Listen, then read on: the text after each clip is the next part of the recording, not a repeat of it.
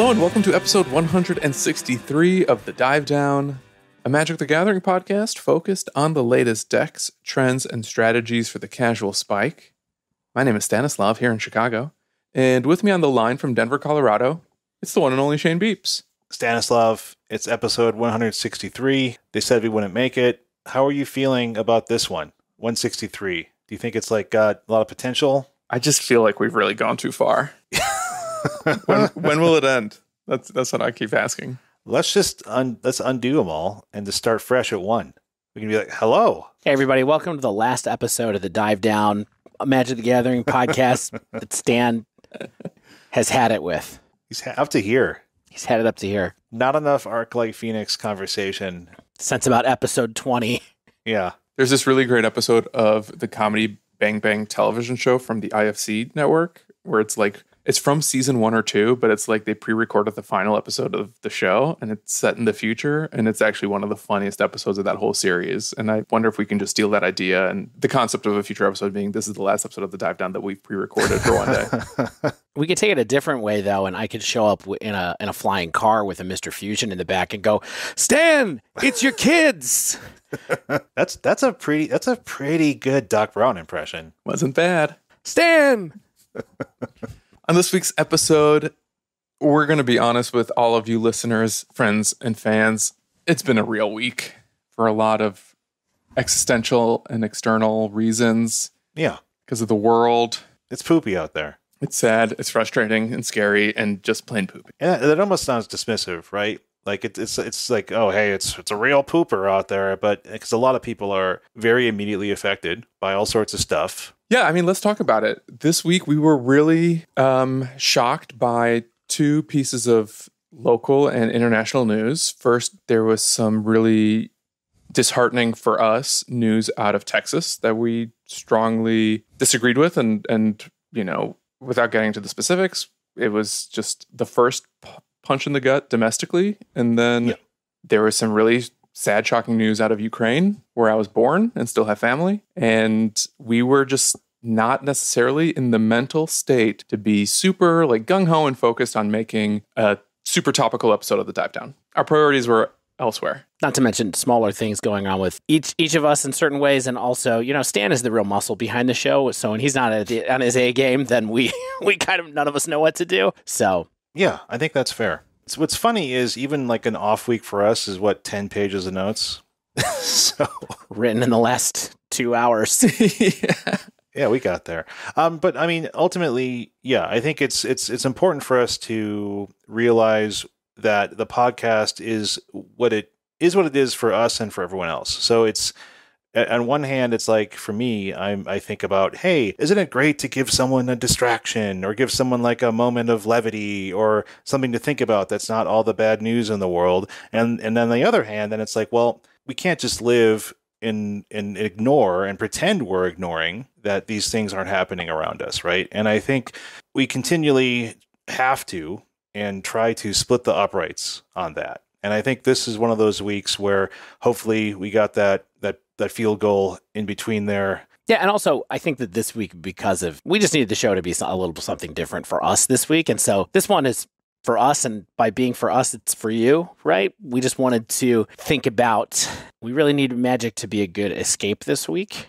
And that's what we're going to do. We're going to talk about the ways that Magic is a good, positive escape for us, the things that we've been enjoying in Magic and maybe in our lives if we have time. And on top of that, because this episode is so different and candidly it's a little underprepared, we wanted to make it a little bit more meaningful and a little bit more positive in terms of its impact on all the current events that we are so affected by right now. So the proceeds from this episode are going to a couple organizations that we are really fond of and we think can help make an impact on making the world a little bit of a better place, at least in our opinions. So for that reason, we're going to donate the proceeds from this episode to the Trans Lifeline here in the United States, which is a nonprofit peer support crisis hotline for transgender people. I know that it operates in the United States. I believe it also operates in Canada. And we are also supporting the United Nations Refugee Agency because of the work that they're doing for people in Ukraine who are being displaced by the conflict there. And we hope that this small token of our, appreciation for these two organizations can hopefully mean something to the people who are positively impacted by it, and as well as the people of the show whose Patreon support makes it possible for us to make these types of donations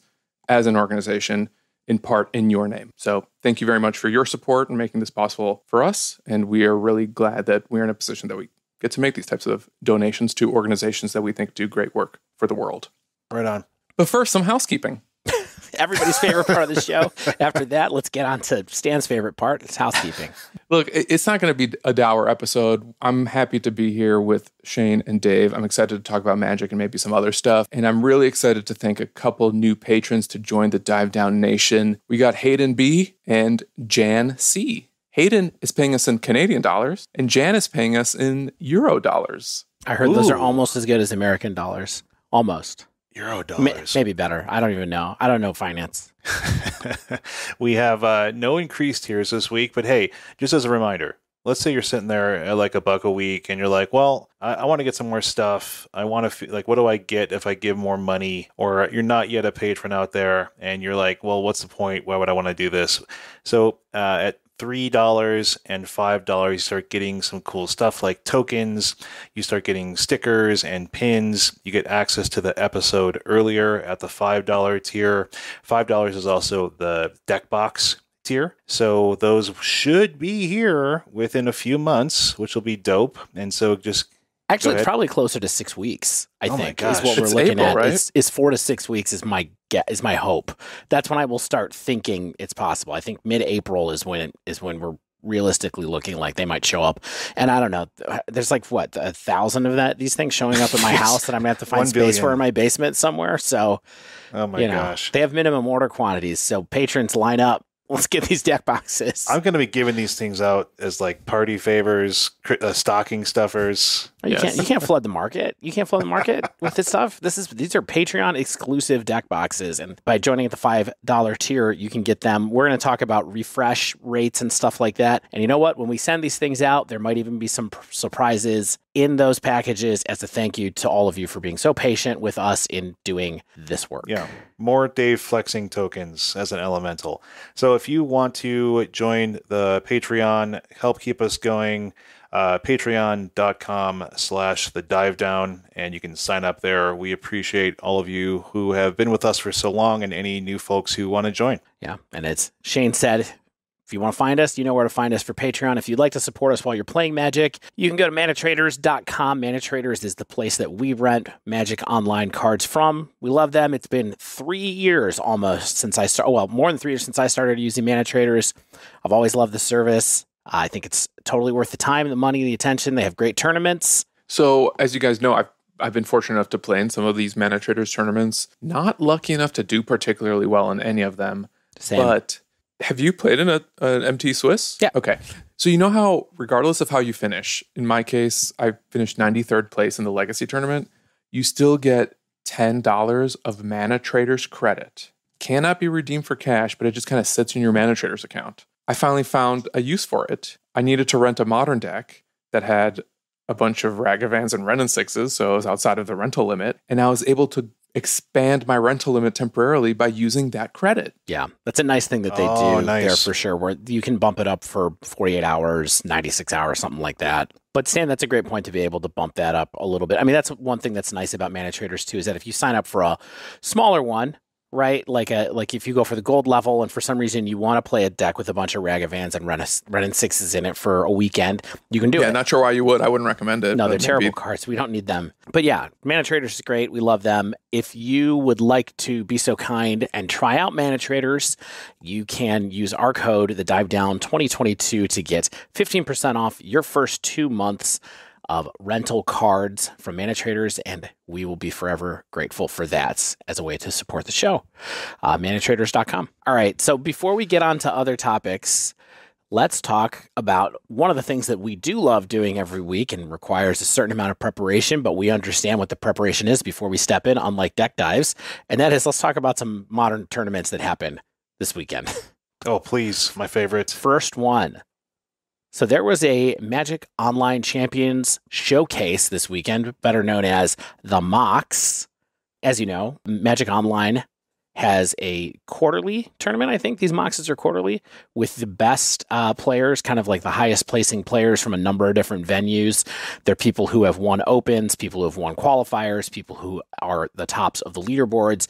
They go into an 8-player tournament every once in a while where they play for a prize purse of $20,000. And so not euros or Canadian not dollars. euros in this case.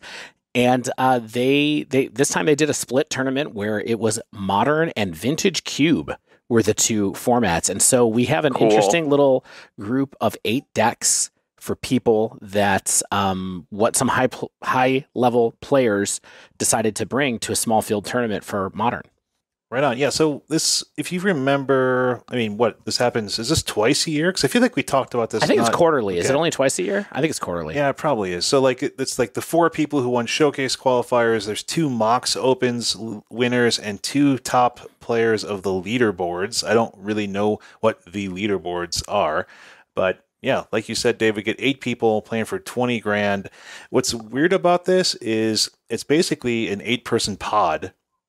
And then whoever wins the limited pod is in the finals. Whoever wins the modern pod, in this case, is in the finals. And those 2 people go up against each other. In the finals. So let's first talk about the decks people brought and then talk about what happened. Well, and this group of 8 people, it's an absolute murderer's row of people who play on Magic Online. It's Canister, it's Tangrams, David Ingram, it's Bob49, who everybody knows as the Belcher guy, Nathan Stoyer, Zerk MTGO, then Beekeeper, Stainerson, Binu. Those are the 8 people. I believe I named them all in a random order, different than my list for some reason, just to make it hard on myself. And but those are top players that we talk about all the time as being at the tops of challenges, being in 5.0 deck dumps, being in the showcase challenges. These are some of the best of the best. And what did they bring? Well, they brought, out of this top 8, there were 2 Grixis Death Shadow decks, a Mill deck, a Belcher deck, 4-color Blink, Temur Footfalls, Blue-White Hammer, and Red-White Prowess were they 8 decks. So what do you think about that spread as what people decided to bring to this 8-person tournament? Well, that's a good question. So like the main thing that we see is there are 7 different decks? Because the only overlap is a couple Grixis Shadow. And then we have some of the staples of the format. 4-color Blink, Temur Footfalls, the now fairly standard Azorius Hammer, Belcher, and weirdly Dimir Mill, which is just sort of hanging out there. It's interesting, one, too, because this is a Dimir build, right? Rather than kind of the newer Azorius Mill that's been somewhat popular. Yeah. I mean, I would think, looking at this list, that I would think that the Mill player was maybe expecting more Hammer, would be my guess. Now, I don't know a ton about Binu, if they are a Mill player generally, and that's just kind of like they went with what they went with. But it made me feel a little bit like that deck maybe ended up being selected because of a metagame choice against Hammer. Another thing that happened in a couple of cases is a bunch of the decks, namely the Grixis Shadow, the 2 Grixis decks, and the Mill deck, were also running a card called Mind Grind in the side, which is a card that mills until you reach a certain number of lands being revealed. So it's basically a 3-mana kill against Belcher, which, because they knew since Bob49 was in this tournament that there would be at least one person playing Belcher. Yeah, no way, Bob. We're going to mind grind you. Exactly. I mean, for me, the big thing here is just an indication that people still love Grixis Shadow. And I think that there's even more of that throughout the weekend. But Grixis is kind of the de facto best deck in Modern right now. Prove me wrong. I feel like this is the tournament where you are going to have multiple people just playing GDS, because I think it's just the deck that people think they have the most play with. Like, it's sort of like this perfect combination of like agency, efficiency, and flexibility. And I can get more into that for sure, but I want to get, Stan, what's your thought on Dave's question? I just think that this is a pretty predictable metagame, except for maybe like if Amulet was here, no one would be surprised, and that kind of feels like it's missing. And maybe Prowess and Mill almost feel like surprise additions, but even that, these are decks that we know to be good in the format. And the fact that even Footfalls continues to keep up in this type of environment, or at least Footfalls' a good enough deck that Sean Goddard wanted to run it in this type of environment, I think also maybe speaks to how perhaps underappreciated that deck is right now. In my personal opinion, Footfalls is pretty good against Shadow, and I wonder if maybe Sean anticipated more Shadow in the event, and that's why they brought that deck too.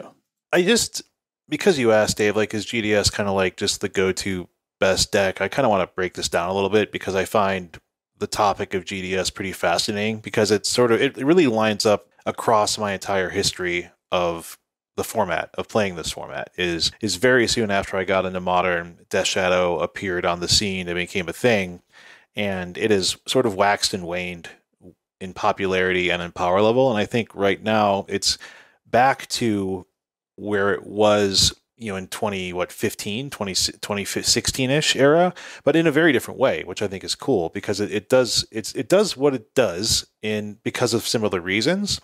But I think what it does now, it doesn't have like the counter magic suite of Stubborn Denial, but it gets access to Drown in the Loch. And I guess what's really wild about this deck now is it's hyper efficient. Like half the deck is 0 or 1 mana. Less than a quarter of it is like 2 mana, and the rest are lands, right? And you get these wild, efficient threats like DRC and Ragavan and Death Shadow, all at 1 mana. And Kroxa and Turok are doing something valuable at 2 mana, and then something even better at 4 mana. So you get like mana flexibility, and then you just get the same cheap, awesome spells that you've had access to for years, and then some new stuff, right? Like Thoughtseize and IOK, which do double duty, which is like they buy you time against basically anything, and they can effectively do the early locking down of combo decks until you get to like your Drown in the Locks and things like that. And Expressive Iteration we know is like a 2 mana divination, and Unholy Heat and whatever 1 mana interaction you want, and Dress Down gives you a combo and stops your opponent's creature's abilities. And I think Drown in the Loch is weirdly underrated still as counter magic and creature interaction at 2 mana.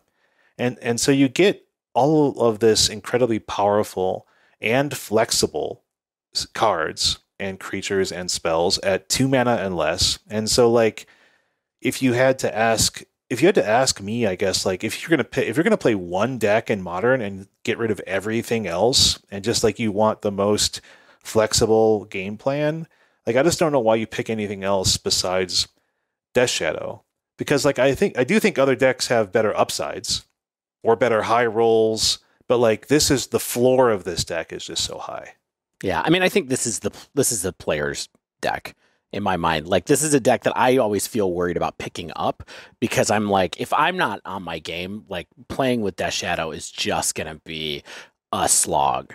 But if I've been playing a lot of Magic and I feel like the format's at a spot where I really know a lot of the decks, then defaulting back to Death Shadow, which I spent some time with at different points in time, is a good strategy, I think, because it really rewards your meta knowledge, and also it has a lot of flexibility. Like you said, it just has the most efficient cards. So I'm really curious to see where it goes from here, because it does seem like it's just picking up and picking up and picking up. And we even heard today that the PTQ that ran today, or was it the challenge itself that ended up with the top 4 was all Grixis Super Qualifier. Decks, so it's like the PTQ. Which is the PTQ.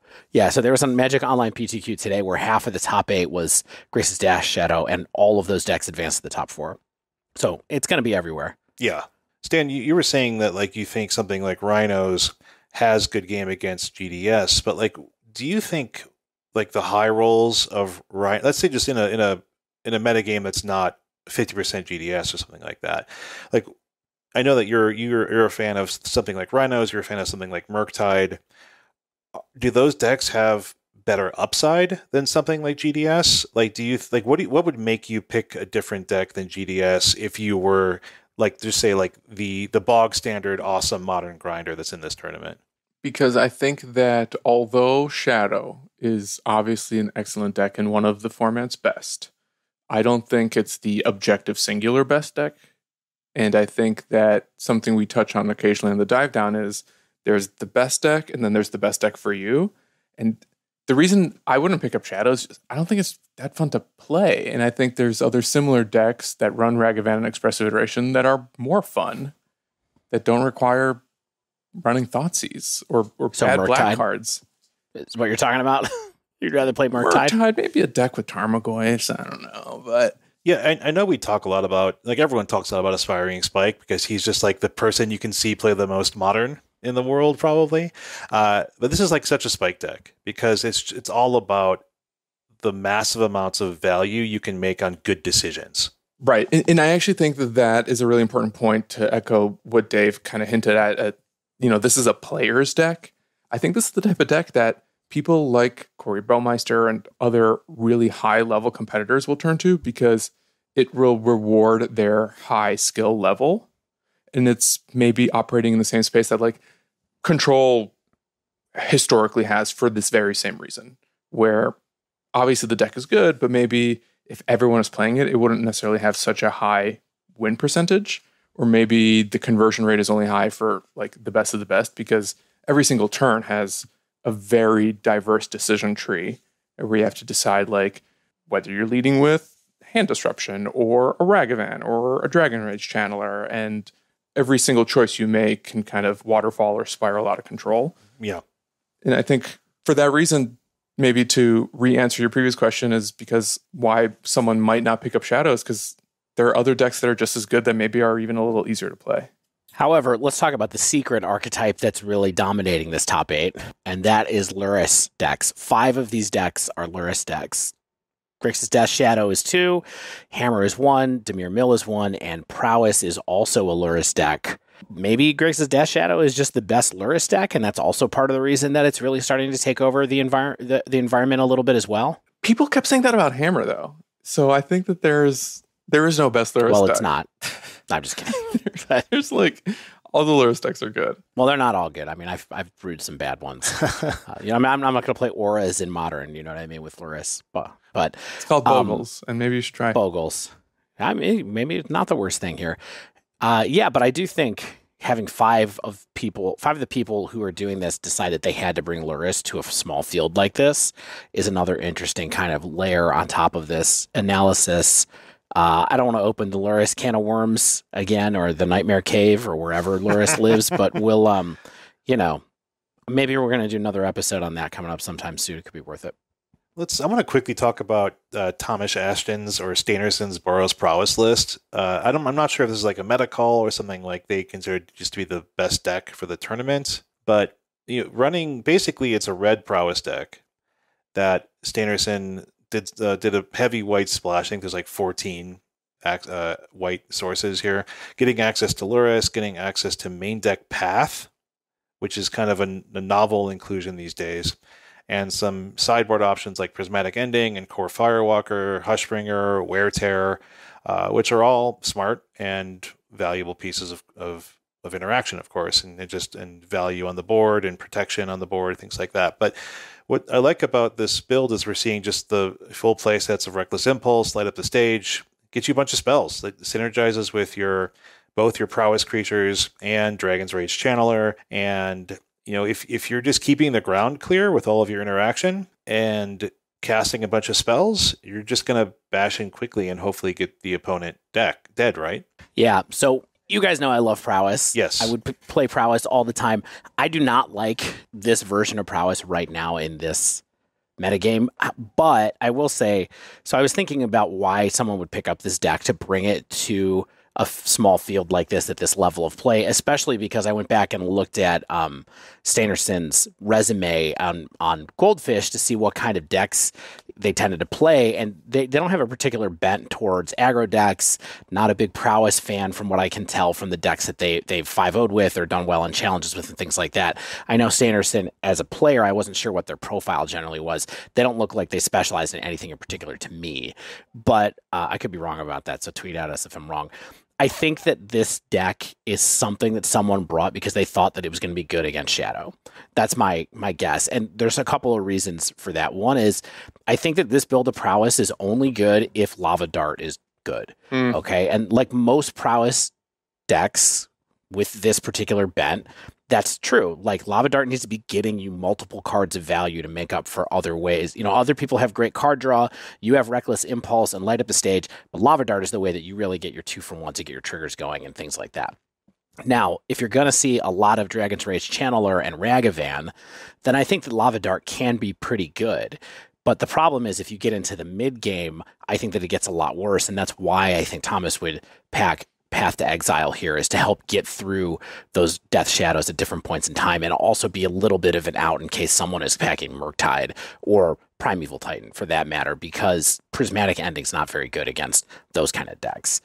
And so, I haven't found this particular build great, but I think that might have been the meta choice that was going on here. Was I think that they, thinking that they could get through Death Shadow with this, and I don't think it worked since one of the Death Shadow players went 3-0. But if you look at this field, the other thing is that Lava Dart's probably pretty good against Hammer, right? At different points in time, depending on when you fire off your darts, and so I could see that thinking coming through here too. But I generally prefer the slightly bigger one now that goes for the mana denial, Blood Moon main kind of strategy over this. But I don't think that deck would have been good in this field either. I worry though that Lava Dart misses some of the most important creatures in Hammer. Well, yeah, that's the problem, is that it's okay but not great against it. Yeah. Path to Exile is certainly a card that you can have as an out against Hammer as well if you need it. It is certainly a card. Yeah. You could also just play Seismic Assault against Hammer. Mm-hmm. Yeah. We'll talk about that some other time. Good. Like I said, if there was any time that prowess was good in Modern, I would want to be playing it, but I haven't had a lot of luck with this deck in the queues. I will say this deck also, or a list very close to it, top 8'd that same PTQ as all the Grixis Death Shadows decks did as well. What are your thoughts about some of these other selections? We got like Mill and Belcher and Azorius Hammer and 4-color Blink. Anything? Well, Canister's been playing 4-color Blink like crazy lately, so I don't think we should be surprised that that's the deck he chose to bring to the tournament. And then Azorius Hammer, there's got to be one person on Hammer, so I think that makes sense. Still interesting that Reality Chip has made such a big splash in that deck, but I think the more you think about it, the more you just realize you get to play like 5 cards a turn off of it if you hit a run with not a lot of lands, and so why not? Yeah, this player is up to 2 copies main. Yeah, I was surprised by that too. That's a lot. Along with a pair of Core Outfitter, which I think is actually Core Outfitter plus Reality Chip is a really nice wombo combo. Love Core Outfitter. Yeah, you do always like Core Outfitter on these lists. It's true. You need those extra free equip things. I totally get it. So yeah, you're always stretched for those last like 4 or 5 slots. So in the end, let's just tie a bow on this one. Nathan Stoyer 3-0'd the limited section, and then 3-0'd the modern section. And if you were paying attention earlier, that means he was the finalist for both halves, which means he won by default because he cannot play himself. Cool. So it's a little bit anticlimactic, but when you 3-0 both pods, you just get to win. So congratulations, Nathan. They have been absolutely killing it seems like, lately. It's Nathan's 3rd appearance in a row in the MOCS, is my understanding. That's the headline on magic.gg or whatever that website is. So yeah, congratulations. Yeah, they tweeted that they had like taken time off from school. They took this quarter off, I guess, to focus on Magic, if I understood the tweet correctly. And it's just this, obviously that's not something we're encouraging anyone to do, but I think it's what's interesting is that it's just further confirmation that you can improve and see better results in Magic when it becomes a priority of yours to put the work in to get better. And in some cases, you qualify to the PTs if you put that work in and kind of treat it as a job and a priority. If you've got the talent and the time and the ability, quit your job. You're only young once. Drop out of school. That's what I'm going to say. You're only going to get to do this kind of stuff one time in your life. So, go ahead and do it, man. It's astonishingly fine. true. Astonishingly true. Go back to when it's time to go back and do the non-grinder life or whatever. But why not? There's never going to be a time in your life where they're not going to take your money to go get some education. Okay. No one's going to ask you why you took a quarter off school on your resume. All right, let's go into Saturday's Modern Challenge. 116 players. We had a top 32 breakdown, of course, from unofficial 4th correspondent host Bamzing. Breakdown looks like this: 7 white-based hammer decks. There's 4 Azorius. Still seeing the usual hammer stuff for the last 5 cards don't really matter. We got Core Outfitter in some, 1 to 2 reality chips, Ginger Brute sometimes, Lion Sash sometimes, Steel Shaper's Gift. You just season that deck to taste. Got a couple Esper variations. They have reality chip and Thoughtseize in the main to take advantage of the Esper mana. Sideboard using the Azorius stuff like Lavinia, Meddling Mage, and some more Thoughtseizes, of course. And then Crusherbot in 9th place as our highest finishing hammer deck, doing their own thing, of course. They have mono white, Mana Tithe, and Defense Grid, and March of Otherworldly Light in the sideboard, On Thin Ice in the sideboard. After the 7... We got to talk about Crusherbot for a minute. You may not remember, but Crusherbot, as you said, well known for doing different things with their deck. The main thing that Crusherbot is known for doing with Hammer is not playing Lurrus in Hammer. Yeah, and like playing Nettle 3 drops. stuff. Yeah, swords, Nettlecyst, stuff like that. And this week, however, is the first time that Crusherbot played Lurrus recently in the list, and it was leading to a lot of people saying, more proof we should ban Lurrus. And notably, Ari Lax was talking about it on Twitter today, saying that was the biggest reason he had seen to not this is to the ban straw. Lurrus. It's Crusherbot picking it up. Playing Lurrus is a straw that broke camel's back on Lurrus. Yep. The Nightmare Cat's back. All right, well, keep an eye on Crusherbot, what they choose to do in the future. We had 5 Grixis Shadow decks. We just talked a ton about that. We have 3 Azorius-based control decks. So these are essentially just Azorius control. 2 have had really light splashes into red. I guess looked like it's just enabling the fire side of Fire and Ice. Not really anything else. No like lightning bolts or anything like that. No helixes or lightning bolts, huh? And then 2 of these 3 decks. Are you ready to eat crow? Or are you no, I'm not. No, this is not crow eating. 2 of these 3 decks were also playing new modern tier S staple Wandering Emperor. One was playing 1 copy, the other was playing 2 copies. So you know what? This is just this. The modern has entered a new era. It's the Wandering Emperor's world. I'm just living in it. Yeah, I just want to point out I'm wearing a hat this week, and Stan is wearing a hat this week, but Shane is not wearing a hat because he already ate it before he got I ate my hat. Got a camera today. Wow, yeah, Shane, for a card that you said did not have a chance. A lot of people are trying it. I didn't say this doesn't have a chance. I mean, like this is a 1 and a 2 testing period. We'll see how long it lasts. If it goes up, if it goes down, if it what happens. I opened one in a box this weekend, and I was thrilled to get one. So I'm glad. Was it fancy? Was it like shiny? I did not get the fancy one. Anime? No, I just got a normal one, which is fine. I just wanted one. So. Okay. And have Stan, you like this card? Have you seen it in action at all? I haven't, and I haven't had the chance to play with it either. I haven't really tried to yet, kind of seeing where it shakes out. In part because I kind of want to build around it, and brewing and testing and iterating takes so much time. There's just other things that I was interested in spending that mental energy on. Let's do a Dovin Bond Wandering Emperor deck. Yeah. Okay. I mean, it's a flash speed planeswalker. How bad could it be? It's 4 mana. That's right. It's removal. It makes threats. Let's talk about the 2 ofs. Let's talk about these 2 ofs. We got Amulet Titan, 4-color Blink, Is It Murktide, Living End. Those are all decks And then we do have 2 humans copies in this top 32. And these are, interestingly, kind of the old-looking humans decks. Like, none of that sort of Thalia's Lieutenant combo strategy we talked about last week. Like, taking advantage of Abzan Falconer and the red one, the red 2-drop that gets gigantic for each modified creature. Is it modified? Is that the keyword? Interestingly, Ronjutsu in 28th place didn't even run Aether Vial. They were playing Collected Company. And then what I do like, though, is Adeline, Resplendent Cathar, and Turok Dread Cantor are basically fixtures in humans as 2 or 3 ofs in these decks because cool cards. And then a bunch of 1-ofs that I don't really want to get into. But interestingly, there's no Belcher. But really, a lot of the other top tiers of the format are around in some way, shape, or form. Especially so much Hammer, so much Grixis Shadow. Great. All right, so what does the top 8 look like? Yeah, top 8, let's run through this. Gennaro 19 on GDS featuring Lurrus. Big JC 00 on Amulet Titan. Nazart on Orzhov Griefblade. So no, this deck is not good, but I will tell you about it. It's an Orzhov Blink deck with some classic staples like Blade Splicer if you want to play a 3-mana 1/1 that comes along with a 3/3 Golem token. It gets first strike. It gets first strike if you have a Blade Splicer on the board. There's a few charming prints for value, Blink. There's the expected sort of Grief, Solitude, Stoneforge Mystic, and then maybe a couple other Blinky style targets like Shriek Maw in there.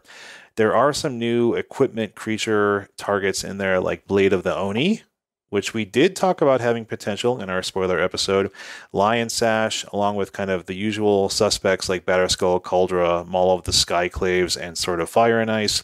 There's a lot of blink spells in here. Ephemerate, Malakir Rebirth, Undying Evil, Touch of the Spirit Realm, 4 of. This is a 2 and a white enchantment, and when it ETBs, you exile an artifact or creature until it leaves the battlefield. You can channel it for 1 and a white. You discard it, Touch the Spirit Realm, and channel it, exile target artifact or creature, and then return it to the battlefield at the beginning of the next end step. So it's just a more expensive, well, it's a less expensive, I guess, like Flicker Wisp effect, but you don't get a 3/1 flyer. Right, so it's Cloud Shift, basically. It's like it's one half of Ephemerate, but for channel cost. But the thing that's nice is that you get to run this as a removal spell.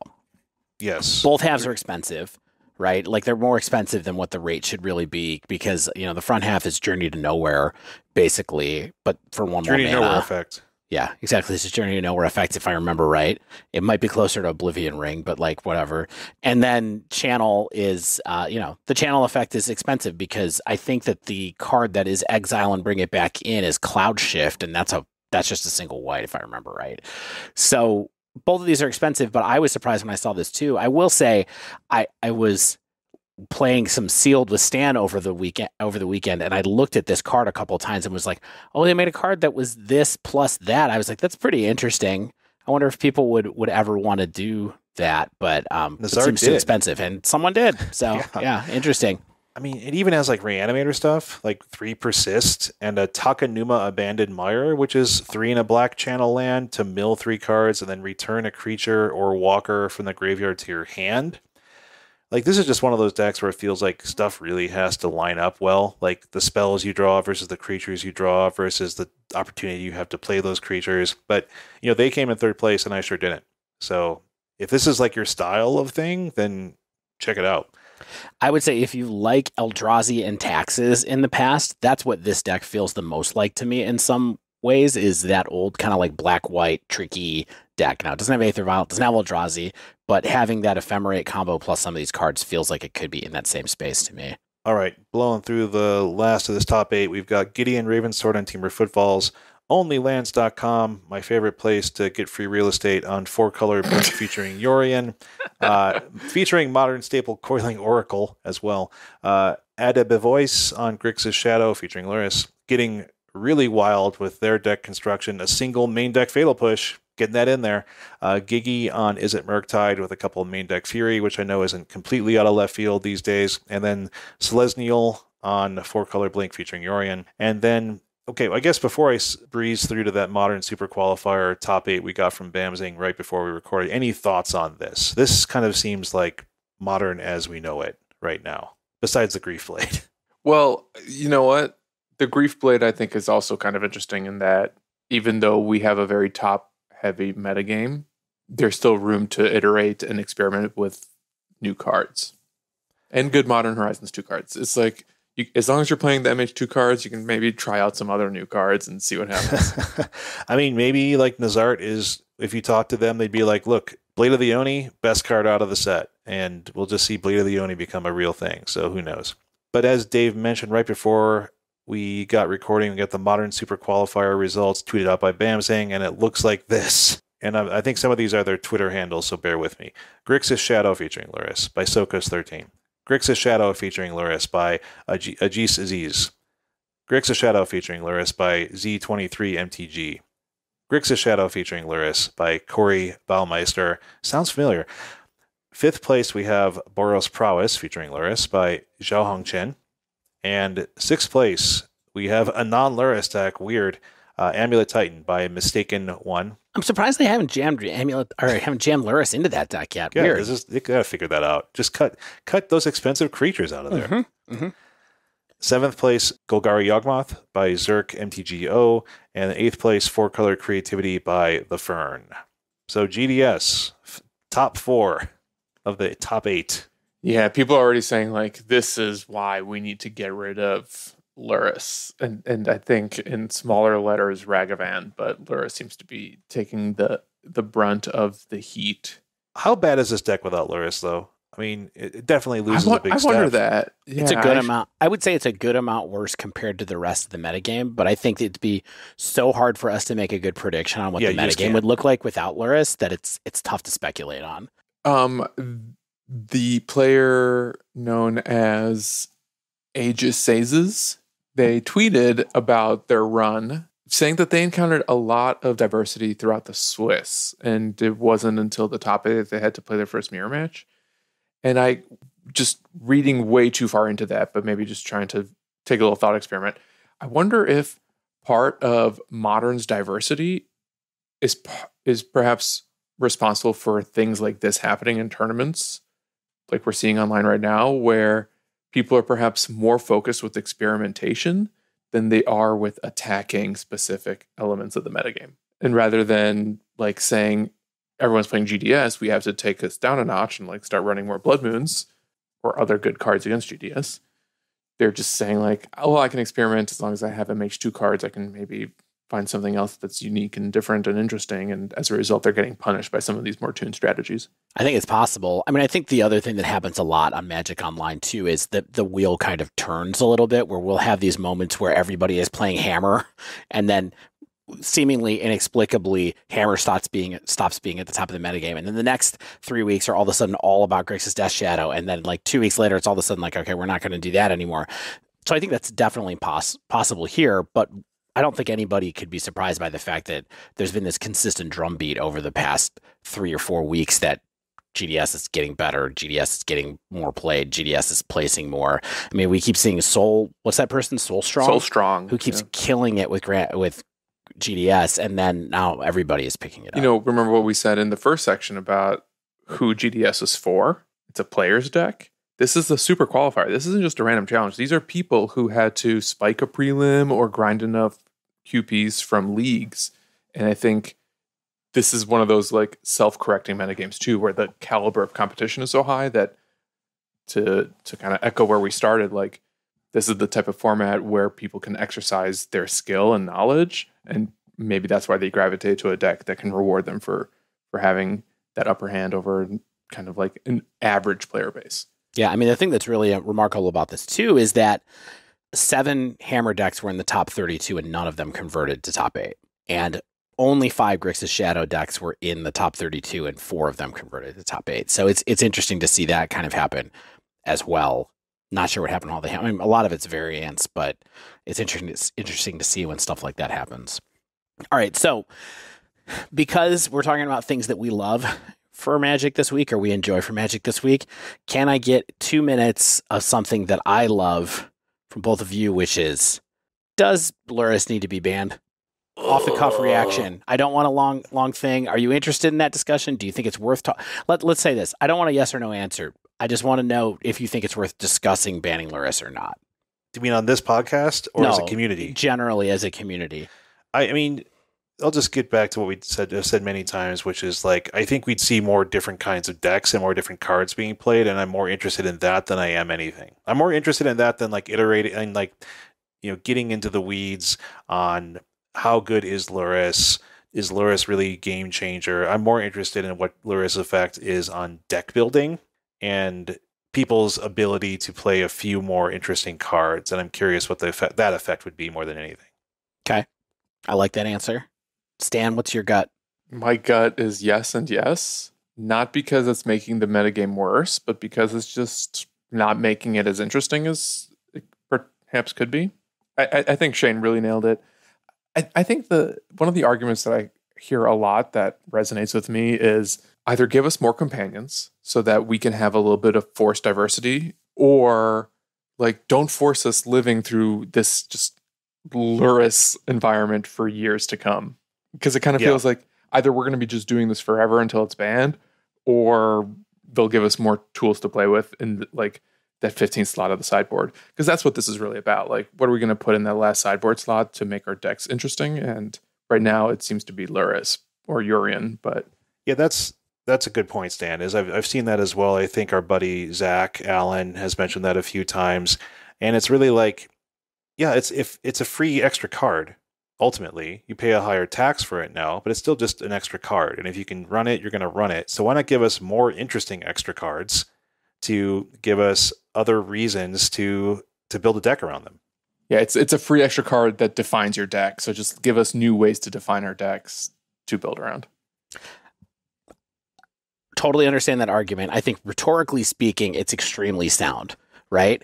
I really don't want more executionally very hard. I really don't want more companions. And so I think that as a result, you basically have to, I don't like them. Let's get rid of them. Let's get rid of them. It's just stale. Like it's just stale. It does make it a little stale. And so I don't know. Like there's a lot of things I like about Modern right now, but I think bottom line for me, it's like someday. That's all I have to say. Maybe it's this week. Maybe it's by the time the show comes out. All right, we've had some ups and downs in the breakdown segment about things we like, things we don't like as much. So let's head on out of here and get into the meat of the episode, where we talk about a lot of things we like, a lot of things we've been enjoying in Modern and otherwise. So you guys ready for that? Yeah. First one on my list is Lurrus. Okay, so you all stay with us.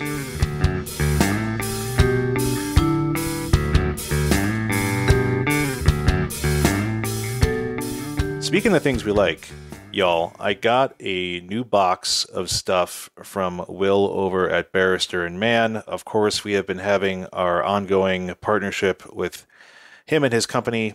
Friend of the show, patron, citizen of the nation, Will. Got some new stuff. I got Waves, Aftershave, Splash, and the shaving soap. I got that Passiflora that I told you about a few weeks ago. I got the Nordost Balm, the Castile soap that you told me about, Stan. And I am amped. I love... Okay, I'm going to sound like I'm just promoting this to promote this, but like a shill? Yeah, but when I opened the box and when I opened the box, I'm like, this is legitimate great stuff. It's packaged really awesomely. They have custom stickers that they seal stuff with. The packaging is awesome. The labeling is awesome. It feels like you're getting a product that is well worth the small amount of money you pay for it. And I love that about it. Yeah. So I got a package this week too. And we haven't talked about this a ton, but Will knows that I don't shave. I don't wet shave for sure. And so he sends me different stuff. And so I got a lot of soap. I got hand soap. I got bar soap. Great stuff. I mean, we put it immediately in our guest bathroom for people to use. We put one in our main bathroom. My wife was like, I love the packaging for this. Just I like the scent. We're using the Fern hand soap in our bathroom. It smells great. The kids are like, why do I smell like plants? And we're like, because you deserve to smell like plants. The thing that I was going to say real quick is I looked at the invoice for the package because, Will sends us stuff to test out, so I didn't pay for this particular group of stuff, and I was really surprised at how affordable a box of 5 different kinds of soap was coming from him. I think it's a great product. Go check it out. I don't know if we need to keep hitting it, but the main reason I wanted to say it was because, like I said, Will knows that I don't shave that much. And so he sends me other things like the beard oils and the hand soaps. And I think there's tons of different things for your house at Barrister, man, to check out. Yeah, I love the Waves. I'm hyped to have gotten it. It's like a super light aquatic smell. It's dope. The Passiflora is better than I imagined after talking about it last week. It's it smells like this sort of strawberry and pine needle, and it's just this wild combination, super dope. So yeah, head on over to Barrister and Mann, MANN. Use the coupon code TheDiveDown 2022, gets you 15% off your first order. Also lets Will know that our partnership is working. So yeah, check it out.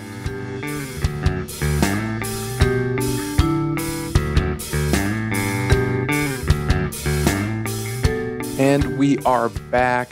So even though, as I mentioned earlier, this episode is a little underprepared from what you may be used to, we do have a bit of an outline here. I know what my co-host and I wanted to touch on based on our experiences this week.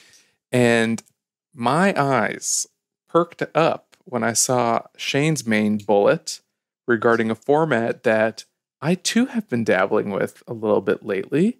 I'm curious to hear what Shane has to say because... You ready? You ready for me to throw the gauntlet down? I got to tell you, I got to say, Stan, I think you're misreading Shane's note because I think I know what you're about to say, and I think you should read the rest of the sentence because he's saying. I'll just read the first 2 words: new standard, and that's not what Shane's talking about. Yeah, he knows. Shane's playing with standard cards, and right. I've been dabbling in the standard format. I have heard Again, like I heard the limited format is dope. People are saying I'm going back to standard for the first time in a long while. Yeah, well, it's just because historic and that other new one that they made, Alchemy, are just like horrible. So like standard is kind of just the best constructed format on Arena right now.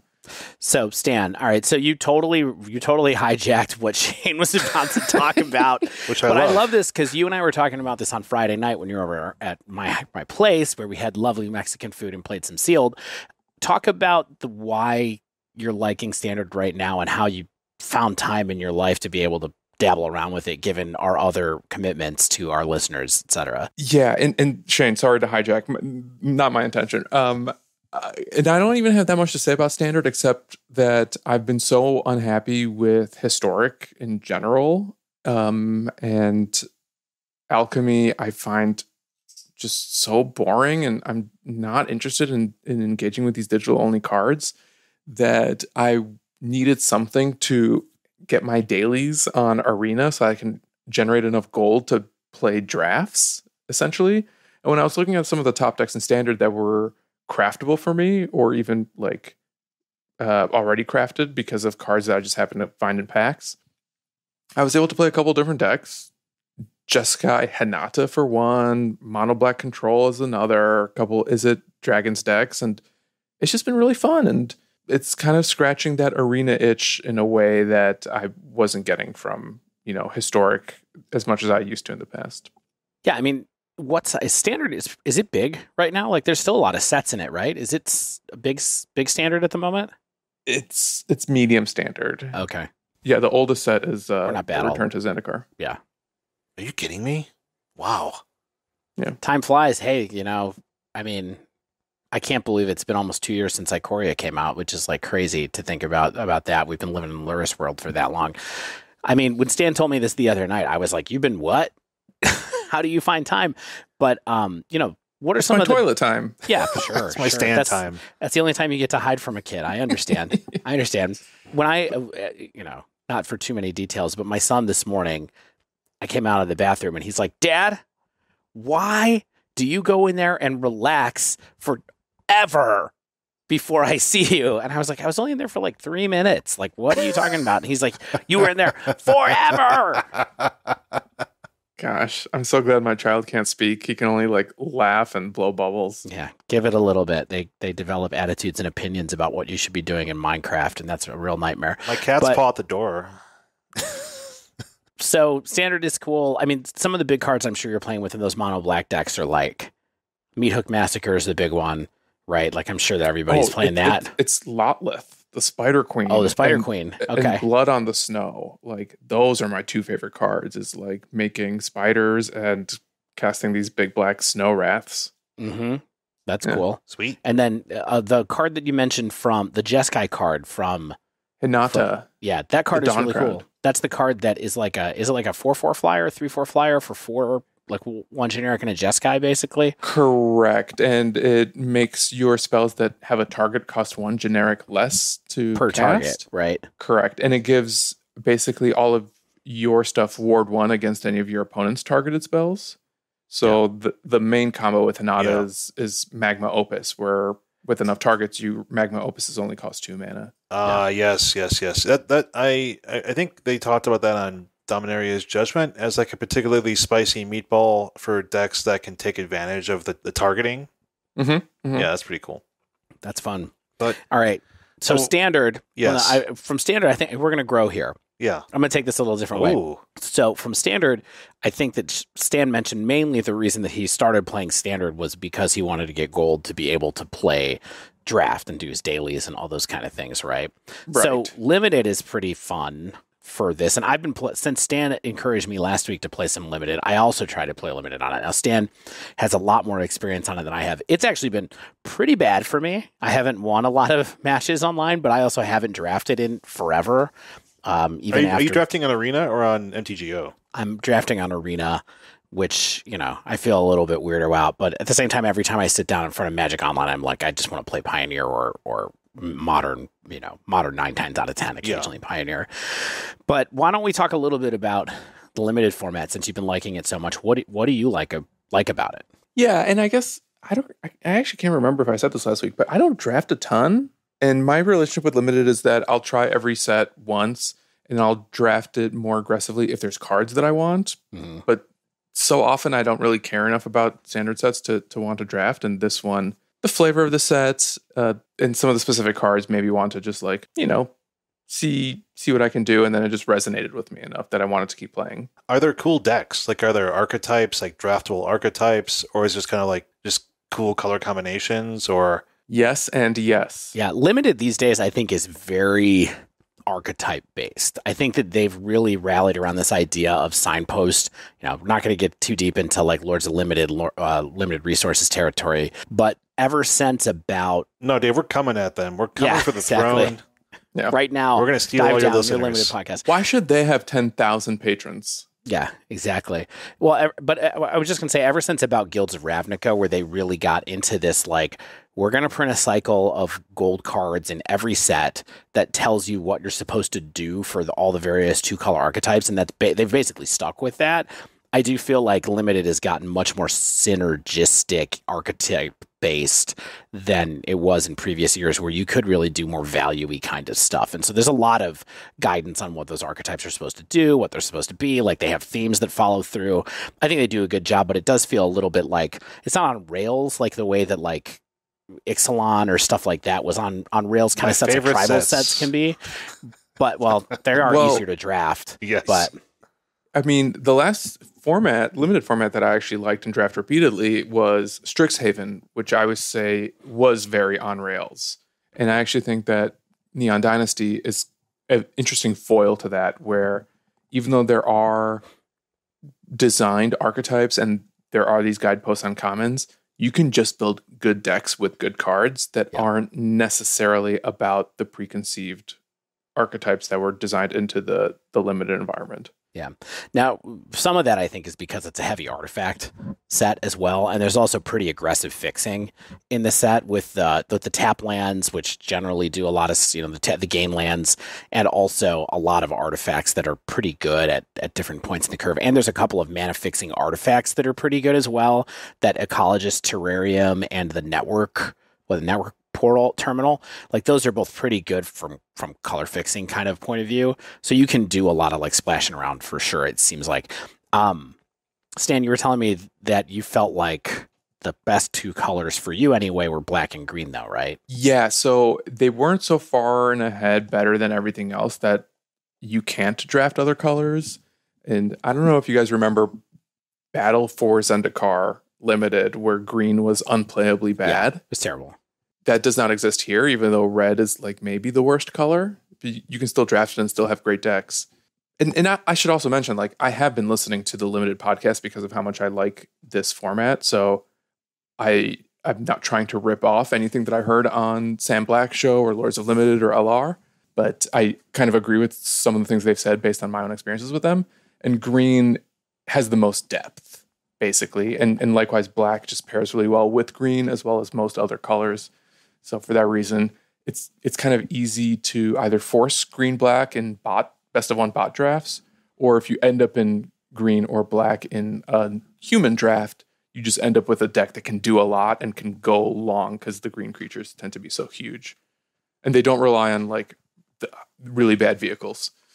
Yeah, it's too bad because I've really enjoyed drafting the vehicles decks the first couple of times I've played. I think I've done 3 drafts so far. I did red-white, white-blue, and blue-black, I think, and the blue-black deck was a lot better than the white decks, unfortunately. I keep feeling like white is open, and it seems like there's a lot of powerful 2-drops there, but like it didn't really turn into the right style of aggro deck to be good against these decks that can go bigger.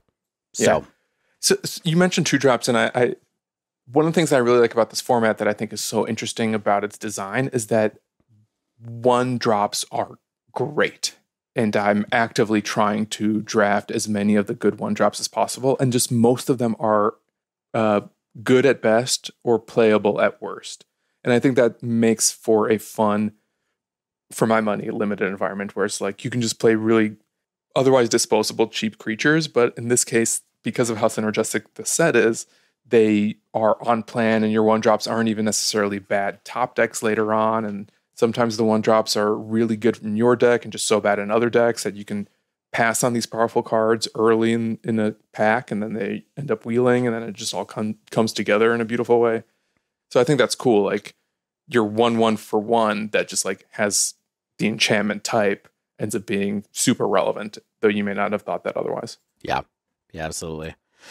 All right, so maybe that's enough of us talking about our minors, although you can kind of hear like the stuff we've been enjoying outside of the core formats that we generally cover, which I think is nice. You know, we don't often make the effort to do this kind of stuff, and I don't know if it's because of looking for a change of pace or just kind of a unique opportunity that's lent us to like try to have a look at things like Stan said, and then because Stan said to check it out, then I checked it out, like that kind of stuff. But one other thing that I think is worth talking about is just Neon Dynasty has definitely had an impact on Modern too, right? For sure, yeah.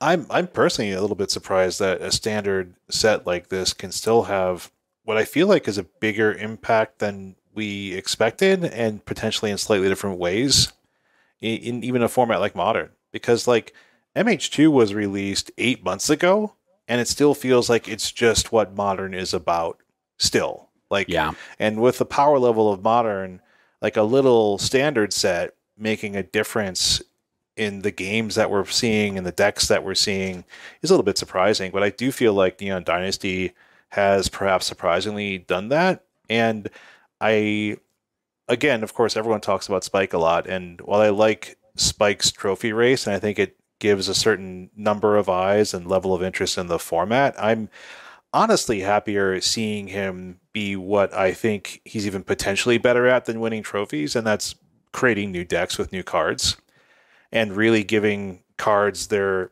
due and a chance to shine. And I think he's not too quick to dismiss new ideas, and he will iterate on them because he just plays so much.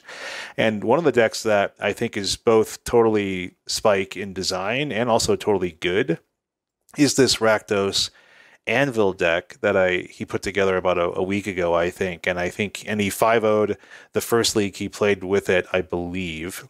And of course, the link for that will be in the show notes. And I've been hinting that I've been seeing Oni-Cult Anvil doing things in various formats. Like I've seen it in Pioneer, and I've seen it in Historic, and now we're seeing it in some modern shells. And here's just another great example of it. And again, if you forgot, Oni-Cult Anvil is an uncommon for black and a red Rakdos mana artifact. Whenever one or more artifacts you control leave the battlefield during your turn, create a 1/1 colorless construct artifact creature token. This ability triggers only once each turn. You can then also tap to sacrifice an artifact. Oni-Cult Anvil deals 1 damage to each opponent, and you gain 1 life. So this is a very self-contained little engine piece in that it can create construct artifact creature tokens and become one itself. It can you can sacrifice those artifact constructs later to Oni-Cult Anvil. There's just a lot you can do with this, and it's a good engine piece. And along for the ride with this deck are other tools that help you really hit the opponent's life total. Along with Oni-Cult Anvil doing the drain gain, it has the Witch's Oven and Cauldron Familiar Cat Oven combo, of course, which does the drain game. Importantly, this also does a lot of artifact creation with Witch's Oven, making food tokens. Witch's Oven itself is an artifact for sacrificing. In case you forgot, Witch's Oven is an artifact. And there's just a lot of synergy here going on. And Disciple of the Vault, which is a single black mana card, I believe originally from the very first Modern set? Mirrodin? No. Mirrodin. Yeah. Infamous banned card. Like, this is a card that helped break Standard along with really? This is one of the darkest periods of Standard, for sure. Yeah. So what it does, it's just a black mana 1/1 human cleric. Whenever an artifact is put into a graveyard, you may have a target opponent lose 1 life. And then, of course, it runs all sorts of value artifacts like Mishra's Bauble, Experimental Synthesizer, which is a key piece to run alongside Oni-Cult Anvil. That's the single red artifact that when it ETBs, you can exile a top card of your library, and until the end of turn you can play it. You can also sacrifice it to itself for 2 and a red to make a Samurai. which also puts it into your graveyard, which also effectively draws you a card off its ability and makes something, does a drain gain effect. So there's all these pieces working in harmony to drain your opponent out of life and also stabilize the board if you need to with like some construct artifact creature tokens. It, of course, has 4 Urza Saga, which effectively makes more artifacts for you to be using and sacrificing to Anvil, and also just make big beaters, because what this really is a Aspiringspike deck, which means it's a mid-range deck that when I watched his league where he 5-0'd, I watched, every second of it, and he just grinds the opponent down with tons of value, where it's like he doesn't even need to be attacking in, but he does, because he eventually gets 5/5 and 6/6 Urza's Saga construct tokens. He has Ravenous Squirrel in here as well, which is another cheap synergy piece where anytime you sacrifice an artifact or sacrifice a creature, you put a 1/1 counter on Ravenous Squirrel. And then it has awesome reach in Galvanic Blast, which if you have 3 or more artifacts, Metalcraft, it does 4 damage for a single red mana. Shrapnel Blast does 5 damage if you sacrifice an artifact for 1 of the red mana. So I keep saying the same thing. There's just a lot of pieces working in very good harmony to drain your opponent of life while stabilizing the board and then attacking in the long game with Urza Saga and its ability to do everything you need in this deck. And the more I watch this deck in action, again, I was just like, Urza Saga is just not okay sometimes. It just does so much for just a land drop. He was attacking in with giant beaters. He was tutoring up artifacts that he could sacrifice, that he could gain. I mean, we all know how good Shadow Spear is. Springleaf Drum for access to mana. Witch's Oven is a 1 mana artifact. And so it just does a lot, and it really won a lot of games. And he faced, it has Thoughtseize in the sideboard for interacting with combo decks to buy him some time. It has Alpine Moon for interacting with opponent's mana. Pithing Needle, of course, was another great Urza Saga target. So I think this deck is very legitimate. I think if you want to play a slow sacrifice engine deck that just gets a lot of value and then has the burn reach, which I think is super important. There's so many games I saw him just get 9 points of reach and just come out of nowhere to win. It just did a lot of work, and I think it's a very cool deck. Awesome. I'm very excited to see this deck get to a place in Modern where it's worth trying out. Well, certainly a lot of these, especially Experimental Synthesizer and Oni-Cult, were cards that looked pretty interesting to everybody on the spoiler, I think. And so it's cool to see somebody work it out. Yeah, watch the VOD. The VOD is convinced. I mean, any 5. I'm gonna league this after we record tonight. I'm gonna take this through a league. I'm retired right now. Let's get out of here. Can we cancel this episode? I don't have anything going on tomorrow, so I'm just gonna stay up late and play some Magic after we record. Yeah, man, stream that. I want to watch. One thing that I'm constantly impressed by is the longevity of Cat Oven combo in more and more formats. Like, one of the most annoying and broken things possible sometimes. Seriously. And like, it took a while for it to make an appearance in Modern. Obviously, it was a very dominant force in Standard, perhaps the dominant force. They had to ban Cauldron Familiar. We see it in Historic. We're seeing it pop up in Pioneer and now in Modern as well. And it's just this dinky little cat and like this stupid little sack outlet that all you have to do is tap it. Witch's Oven. It's just like, you can build a shell and slap a Lurrus in there, throw a Ragavan, and you got a stew going. Yeah, what's wild, and then I'll get off this because we do have a lot of stuff to talk about, is like, it's when you think about all these cards, they all cost like 1 mana and a few or 2 mana, and you effectively get like 3 or 4 points of damage out of all of them. So it's like it's basically a burn deck. Like, for all of your cards end up being just worth so much life loss on your opponent's end of things that's how this deck functions, right? And then it just has other ways of dealing damage as well. Yeah, and you mentioned Shrapnel Blast and Galvanic Blast. I mean, 2 cards that do a lot of work for good return, and a lot of times you want to sacrifice things, you're going to have Metalcraft. So, before we get off of this deck, the one thing I wanted to mention really quickly is Everett, as ever, we are fans of his, had a tweet thread last week where the Cat Oven deck, where this Oni-Cult deck appeared in it, where he mentioned, what he thought were the best decks in Modern from Neo, with Neo cards and heavily featured Neo cards. I just wanted to talk about what those were really quickly and just say, so there's 4 decks. One of them is the colorless Dreadnought Affinity list that's very close to the list that I play tested 2 episodes ago. Definitely, if you want to hear us talk about that a little bit, go back to that first Sleeve Belief episode, Fun with Artifacts edition, because I thought the deck had some power to it, and Everett still thinks that it's kind of towards the top of the list there.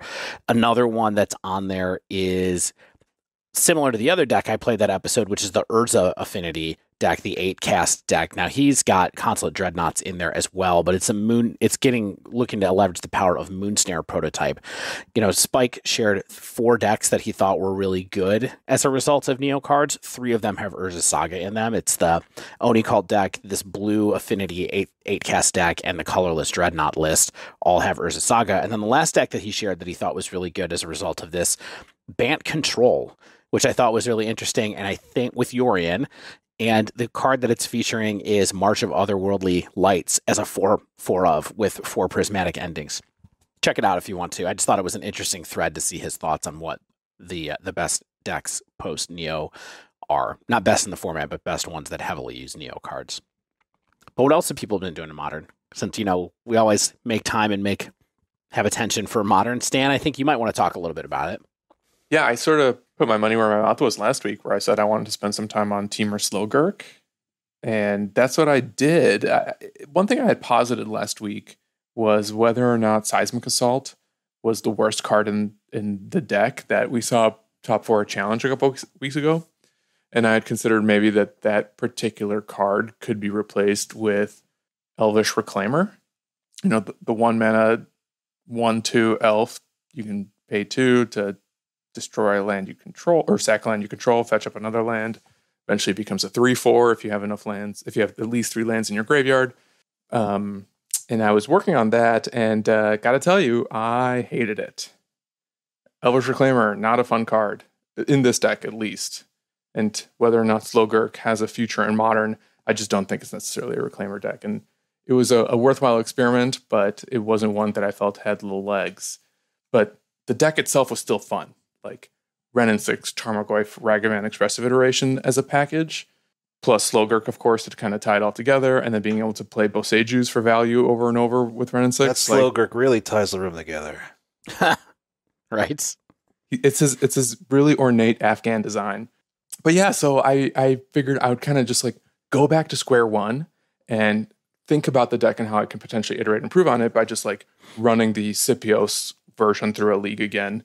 I did tweak the sideboard a little bit. Scipios had played Blood Moons, and the only deck that I still like Blood Moon against is Shadow. But against something like Amulet, because of the existence of Boseiju, I feel like Blood Moon in a 3-color deck feels like a little bit of a liability, because it can be really hard to cast Blood Moon and Seismic Assault and Slogurk and any of your other cards that just don't have red mana in it. So I replaced that with Alpine Moon. So you also don't like it against 4-color Blink then? Because I thought that generally it's decent against that deck as well, right? I think 4-color Blink can actually play around it reasonably well. And if they manage to get an Omnath down before or after, it's just the Blood Moon doesn't do anything. So I run this deck to the league today, actually. It was just kind of a last-minute cram session, because I was doing the Reclaimer testing last night. I was really disappointed with it. Wanted to see how I could do with just Seismic Assault, because there were actually some situations and matchups where I missed it, and I wanted to really understand its role in the deck a little bit better to figure out when and where and why I may replace it. And I'm not sure I need to replace it, because I just trophied. I'm just in the trophy race now, guys. You just trophied with a deck with Slogurk, the Overslime in it. And Seismic Assault, yeah. Wow, Stan. Do you think you're going to be the only person who does that this week? How do you think your chances of getting into the dump are? You know why I think they're good? It's because since the top 4 that this deck appeared in, I haven't seen any Seismic Assault decks in the league dumps. And I've been control F'ing. You check in. Like a madman. You want to add something else to your resume, Stan? It's coming, maybe. Let's see. Well, all those other Slogurk decks are going to conflict with you. Yeah, we'll see about that. Yeah, that's the jokes. Shane. Yeah, this is my first trophy since they split the friendly or merged the friendly and competitive leagues. That's not true, is it? It's true. A lot of 4-1s, no trophies. Wow, I thought that you got one a couple weeks ago when I got one. No, yeah. Okay. No, I just spiked a prelim. That's right. I did the harder thing. Well, congrats. That's great. Thanks. Yeah, and you know what? Like, Seismic Assault was literally the MVP. And it kind of actually led me to think that even though it looks like the worst card in your deck, there's just so many matchups where it ends up being the most important thing. And to help illustrate this, match 5, game 3, it was me against Mono Blue Merfolk. And they got me to 1 life, and I literally needed to top deck a Life from the Loam because I had a Seismic Assault out. And I did it, and I won, and I cast the Life of the Loam, and my opponent took a long pause. And I happened to be sandbagging a land, and so basically I got to 4 lands in hand to just like swing and connect for the reach that doing 4 shocks provided. So that basically led me to believe a couple things. A, if this deck iterates and changes and eventually replaces Seismic Assault, the card that replaces Assault might not exist right now. Just because like it provides a lot of reach, it's really good against like small creatures on the ground. One of the cards or one of the situations where I suggested that it's actually the most important card was Blue-White Hammer of all things. Like I went 2-0 kind of bodied a Blue-White Hammer deck because I was able to get a Seismic Assault out really quickly, and then they just like they couldn't stick a threat because all of their threats have 2 toughness. And the only thing that I was really ever worried about was Sanctifier, in fact, and that's where Tarmogoyf and Slogurk come in, where that just like blocks Sanctifier for days. So Seismic Assault, maybe a good card. And Slogurk, 50 cents. I should probably buy some. Yeah, spec it to the moon. The other conclusion I had about kind of this deck and maybe Modern in general, even though like Slogurk is a really impressive value engine that every single line of text on that card is relevant to what this deck is trying to do, and it's like a really big Tarmogoyf that does other things. Ragavan, DRC, Bauble, and Expressive Iteration, and Brennan 6 for that matter, like they just make decks better. Like if you just put those cards and maybe like Tarmogoyf and just like put the good cards into a deck, you can just like do crazy stuff on the side until you find something that clicks and meshes and advances either your board or your game state in such a way that you can, essentially subsidize your experimentation by playing like the best cards in the format otherwise. Yeah, I mean, I guess the other way to look at that might be that there's a core of cards that you have to play in order to keep up with the format, right? And then tailoring the win cons that you have, or the kind of like the way that you adjust that core of cards for the meta is by finding novel win conditions, right? And so in your case, this Slogurk Assault, Seismic Assault plus Life from the Loam core, right? Like also lets you look at things a different way and helps your deck against different matchups, right? And so there might be another time where Murktide becomes better. Even in the Temur build, it might be better again. And then you switch it over to another way, you know what I mean? So yeah, I think it's interesting. I think it's part of what can make Modern feel vibrant, even if we're playing a lot of the same cards in the cores. Yeah, I did get lucky in some of my matchups, and for instance, match 1 was against Oops All Spells, and I had Boseiju and Renin 6, so I just kind of ran them out of lands and got to live the dream that way, and that felt super good. Of course, yeah, just being able to like draw the good cards when I needed them, that just like helped me a lot. But I don't know, like Slogurk is the type of card that I think looks like an EDH thing. It's a legendary, it costs 3, it has a lot of like weird text that cares about like lands in the yard, that I think it was easy for us to overlook it. I'm pretty sure we never talked about it when we did our Crimson Vow set review. But I just think it's really impressive in that Murktide slot. And like it's Death Shadow. It's Death Shadow with text. It's just not a vanilla creature. Yeah. Yeah, well, Magic is fun. Yeah. Dave, are you having fun? I mean, I'm having fun. I've been really trying to pick up a new deck. And so the last couple of weeks I bought the cards for, and then over the weekend I finally had the time to start playing with cards. Yeah. Started to play with 5-color, 4-color, whatever creativity. I've been trying to play Indomitable Creativity, Indomitable Creativity. I don't know. Versions? Because there's the 4-color version, as you said, and 5 colors. Like, do you like one or the other more? Well, I don't know if I like any of them yet, although I still think the core is really interesting. But I have been playing, inspired by Yoked from our Discord and Trevor from our Discord who picked up the deck. I've been playing Spider Space's version that is a 5-color one. So it's creativity into Archon of Cruelty is like what you're trying to do with the combo there, but then you also have Red and 6 and Teferi, Jace the Mind Sculptor, and then your kind of core of cards that make this deck. And also, it's really close to the core cards that make Temur Footfalls good as well, right? Without the Cascade or the Rhinos themselves, it's Prismari Command and Fire and Ice and little counter magic, prismatic ending, that kind of stuff. I really picked it up or wanted to try it because I saw people starting to say that this is the deck that's the closest to Splinter Twin that's in the format right now. And I think that Zach Ryle, when he was on the show, actually said a similar thing about why he liked to play the deck is because it's that sort of combo control list that has a pretty easy way to have the combo go off.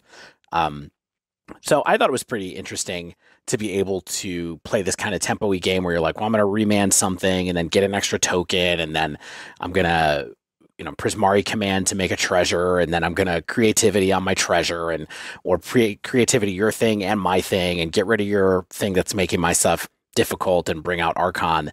I do think that the Archon as the payoff is like, it's sometimes amazing and sometimes really not good enough to be able to pull you out of the hole that it is. So that's pretty interesting to me because the deck, when this kind of core got really popular, and also when the Reanimator builds that have like a similar kind of payoff package got popular at the beginning of Modern Horizons 2 Modern, it was like, oh, we're going to place the Sarah's, what's the Sarah's card called? Emissary. Yeah, Sarah's Emissary to be able to turn off to a certain type of card.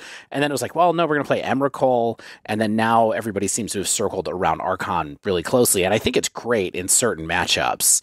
But other ones, it's just like, geez, like decks with counter spells against this deck, it's pretty brutal, even if you have a couple of counters around to help. I don't know. Have you played against this deck much, Stan? Like, what do you think about this one?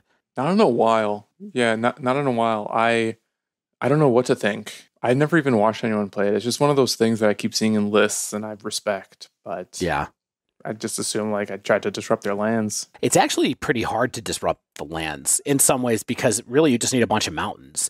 And so the funniest thing to me about this deck is like Blood Moon really is really swingy depending on, like, people do try to Blood Moon this deck because it looks fragile, but at the same time it's like when you get to turn 4 you almost don't care because you can just creativity for all red and still get Archon out. But then other times if they Blood Moon early you're just totally dead and there's no way to get back out of it. Yeah. So yeah, I don't know. I didn't do great with it. I think I went 3-7 in the 2 leagues that I did. So it was like a 1-4 and a 2-3. But, I'm trying to get my legs under me. I haven't played a deck with Remand in years. I haven't played a deck with, main deck hard evidence ever. And this is my first time trying out Fire and Ice, which is part of the reason that I wanted to check out this deck too, is because Fire and Ice is making a big splash in the format. And so I wanted to see what it was like to play with that card. And it's really good in a lot of different situations. Like, I'm really surprised that something that can be this costly has enough utility in the format to make it worthwhile. But sometimes it really is like a counterspell or like a time walk where you're just kind of like, okay, I'm going to tap your land down. And then that means the next turn I get to go off. What drew you to the deck in the first place was just like the Splinter Twin memes? Because you weren't playing creativity in Historic. No, I wasn't. I just wanted to try more of a combo-y deck, and I also wanted to play a deck that had Red and 6 and Teferi in it, and I really wanted to do this instead of the 4-color control lists. And so I kind of wanted to put some time with these before those cards kind of get banned or whatever. Yeah. I mean, I know Ross had played it at SCG Con in, was it Philly or Pittsburgh? Somewhere in Pennsylvania, in the Heartland. And he's been writing about it for Star City, and just, he still believes that it's a real deck. But what we had heard from Spider and from Zach Ryle is just that this deck is hard, and I think like knowing which mana to get and like which planeswalkers to lean on and when to play combo, when to play control, or when to like hope that your opponent's defenses are down. Like that's the hard part about decks like this. Yeah, and I think that that's part of what attracted me to it too. Is just like I feel like that's a part of my game I need to work on, right? Like I'm not good at being the control role in Magic anymore. If I ever was actually good at it, you know what I mean? And so trying to go into a deck where I'm thinking about that more often seemed like a interesting puzzle to solve to me, especially after spending a long time just kind of aggroing people out with different builds of prowess essentially over the last year or so.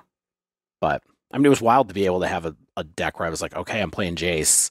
Like, like Jace is just okay. Jace Mind Sculptor, it's back. Yeah. Why aren't you playing Amulet? I thought that was your new deck. I thought you were an Amulet guy now. You know what? Because it was cheaper for me to finish this deck in paper. All I had to do. Variety is the spice of life. Yeah. Yeah. Well, I was going to go for Amulet, but I already had all these cards except for Archons and the Creativity.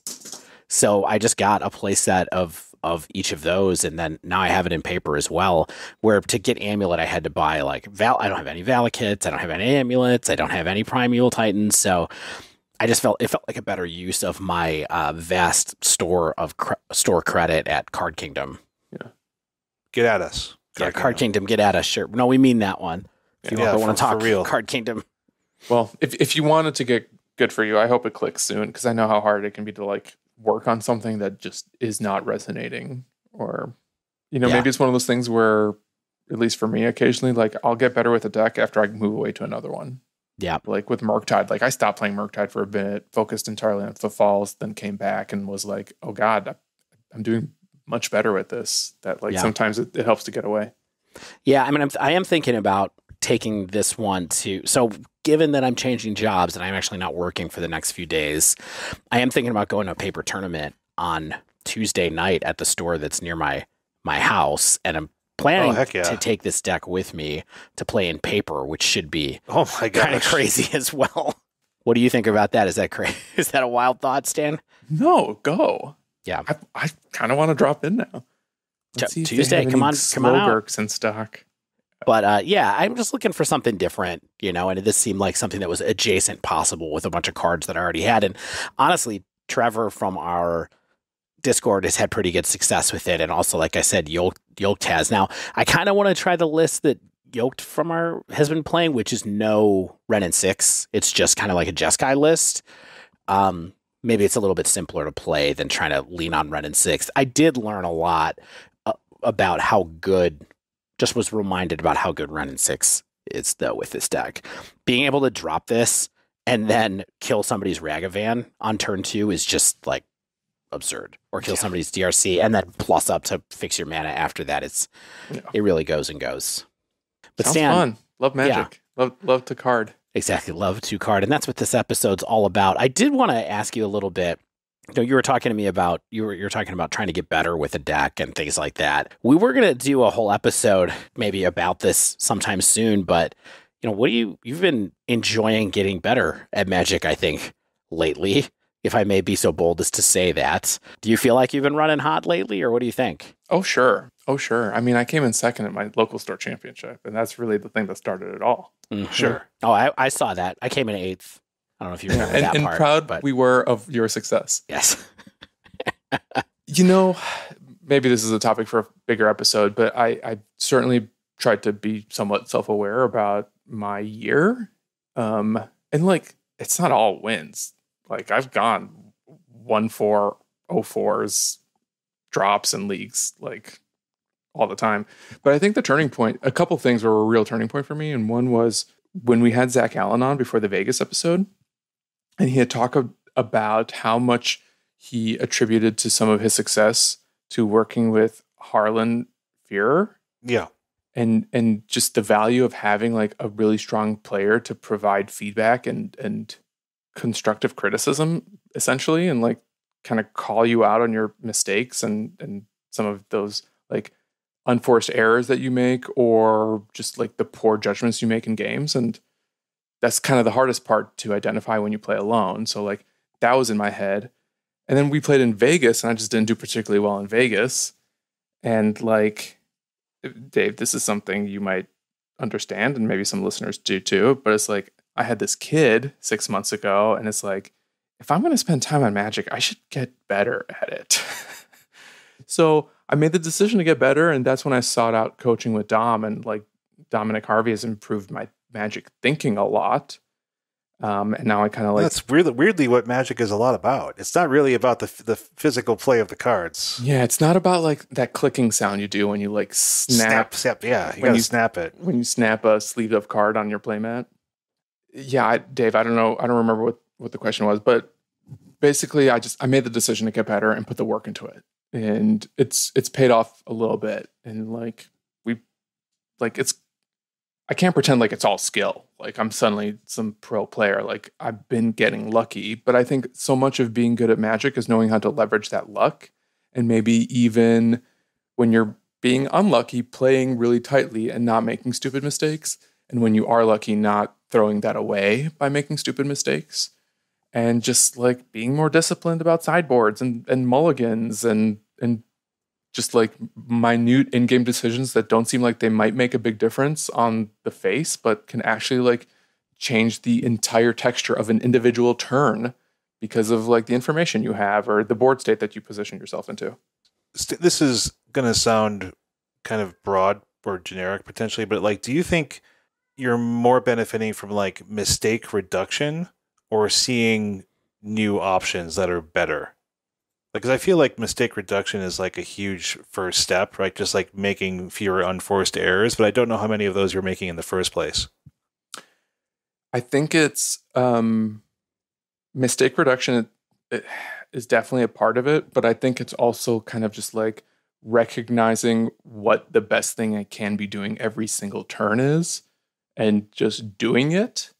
And a lot of what I like when I talk about my work with Dom improving my Magic thinking, it's just getting better at identifying like what I really should or want to be doing in a given position and how to make sure that I'm making the most informed choice in every position. Yeah. For example, like he and I played, I was playing and he was doing one-on-one commentary on my stupid plays with 4-color blink. And it's just like, you know, sometimes in Magic you get in this habit of like doing things second main and just like trying to force your opponent to make decisions in combat. You know what I'm talking about? Where it's just like, I'm going to do the thing and then second main, I'll like play a spell or play my land for turn just so that I can like get to combat to put the onus on my opponent to have to like be defensive or whatever. And something that I was failing to do was leveraging information pre-combat that could then inform how I'm attacking or what I'm doing post-combat. And there would be times where I would have 4 mana and an Omnath in hand, and I would want to like go to attacks, and the advice is just like, no, play the Omnath, draw the card so you know what you can do later, and maybe know what tools you have to play with even mid-combat. So like just getting smarter about leveraging information and collecting information more aggressively, and the value of that informing your decisions is just something that you know is important. Like, you know the importance of playing with a plan or thinking about your opponent's plan. But sometimes I think you can get into this very passive play pattern. Arena really contributes to this a lot. Best of one formats, I think, contribute to like passive habitual play patterns that might make for... It's like a volume game. Yeah. And they might make for bad habits. And just knowing how to like not fall back on bad habits and maybe just improving your intuition a little bit so that you're just like making the optimal plays as often as possible. And recognizing a good deck when you see it. Like, people are going to laugh at Slogurk, but there's just something there. And it's just like knowing when to like tap into things like that. Even with Ragavan, even with Expressive Iteration, like knowing how to tap into like what cards can do. It's just something that isn't always as easy as it looks. And that's how I've been getting a little bit better at Magic.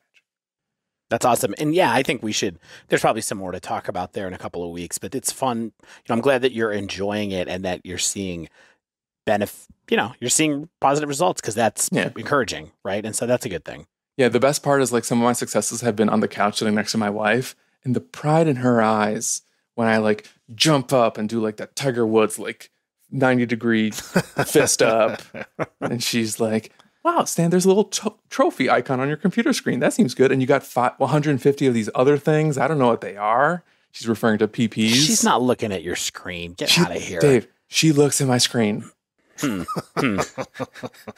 I'm explaining like tournament structures to her. It's like, well, the league, you can just do it over the course of the weekend. But if you're playing in a PTQ, you got to stand there for 8 hours. And she's like, how long are you going to be playing? Yeah. She's like, why can't you hold our child? I mean, that's awesome. I think that's a good way to put like a little bow on the Magic discussion for today.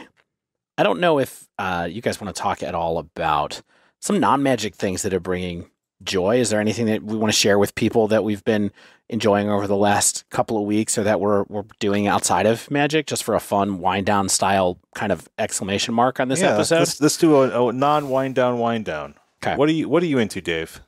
I'm worried that I might be into Minecraft. It only took this long. Well, which version? There's like 20 iterations of it, right? I the only one that I know about is the base one that I have on my Switch that I got because or Santa got for my child because I thought that he might enjoy it. He's 6 years old and he's learning how to play video games. And I have a lot of nice memories of playing video games with my dad on the Atari 400 and our Tandy SX 3000 or whatever that was. Sierra games, stuff like that. And so I wanted to find a game that we could play together, and he really loves it.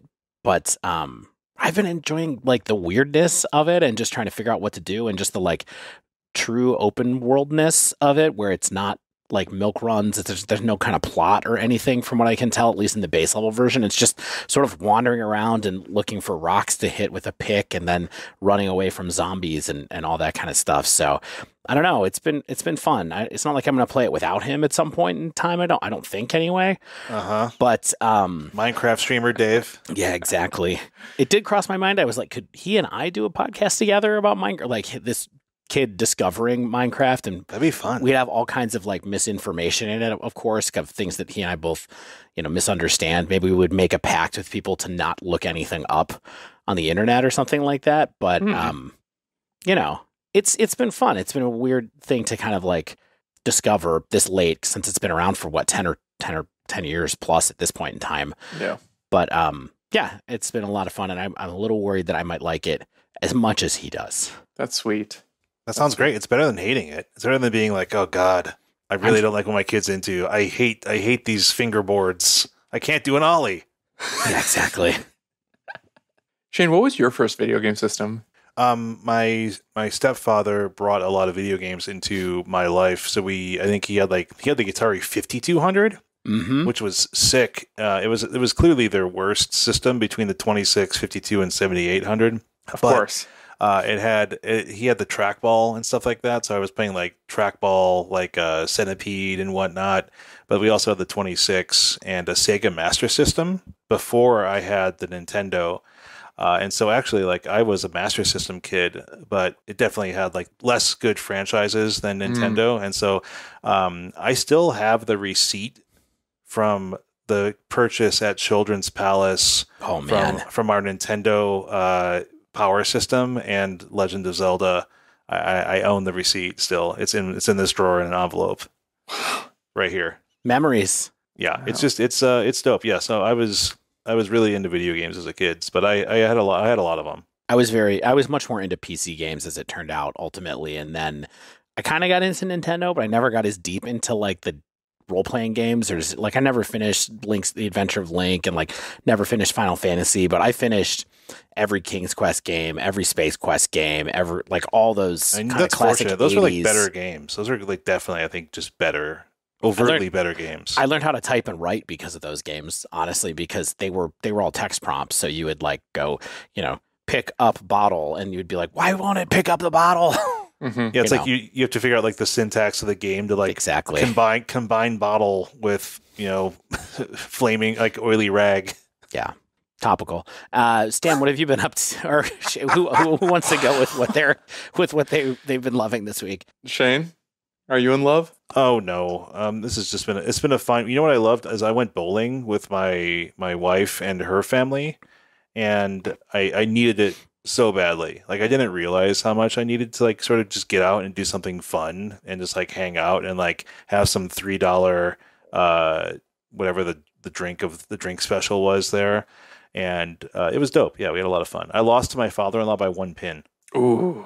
So yeah, what do you roll? Great. What kind of number are you scoring? I can get into. Are you like getting triple digits? I can get into the high 100s if things are going well. What, like 180, Yeah, 190? We're talking. I can get up to there. Yeah, I had like a pathway to like 205, but like things fell apart mid game. I got like 150. My goodness, I am lucky to break 100 at bowling. Same. To be honest, like I I'm can do the lucky to hook. get I can hook. 110. I hook the ball. It's fun. Does this surprise you at all? Do you wear like the glove? No, I don't have like the arm brace. No, I probably should. Not I got yet. old man arms. Like wait until Shane is like leaguing at bowling. He's like, Wednesday night is my bowling league night. Thursday night is my Magic Online league night. Fridays I play Flesh and Blood. Exactly. Oh yeah, Mondays I play Flesh and Blood. What are you doing, Stanislav? I'm playing Pokemon Legends Arceus, also There on you the are. Nintendo Switch. Does that have a colon in there? Like Pokemon Legends, Arceus, Fates, dash trucks. Yeah.